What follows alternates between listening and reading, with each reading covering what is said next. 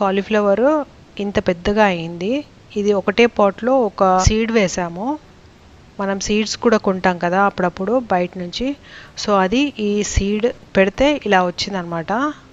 So ఇంత పెద్ద cauliflower rod బయటికి పెంచాము, అలాగా పెరిగిందనమాట. కాలీఫ్లవర్ పర్పుల్ కలర్ ఉంది అండ్ చాలా రోజులు అయిపోయింది. రోజు అనుకుంటున్నాను కట్ చేయాలని, కానీ లేట్ అయిపోయింది. అయితే ఇప్పుడు దాని మధ్యలో నుంచి ఇలాగా ఒక కొమ్మల్లాగా ఇలా వచ్చాయన్నమాట. అవి కూడా ఫ్లవర్సే అనుకుంటా, కాలీఫ్లవరే. సో ఇప్పుడు ఇది గోబీ పువ్వు మాత్రం ఇలా ఫుల్గా వచ్చింది అనమాట. దీంట్లో ఒక్క పురుగు కూడా లేదండి. జనరల్గా గోబీ పువ్వులో పురుగులు ఉంటాయి కదా మన మార్కెట్లో కొంటూ ఉంటే. దీంట్లో అస్సలు ఒక్క పురుగు కూడా లేదు. డైరెక్ట్గా సన్లైట్ దానికే పడేటట్టుగా పెట్టామన్నమాట. సో ఇంకా చుట్టుపక్కల కూడా ఏవి మొక్కలు లేకుండా ఉన్నట్టుగా చూసుకున్నాము. కాకపోతే నీమ్ ఆయిల్ బాగా స్ప్రే చేశాను, రెగ్యులర్గా స్ప్రే చేస్తూ పోయాను అనమాట. సో అందుకే బహుశా అంత పురుగులు లేకుండా ఉంది.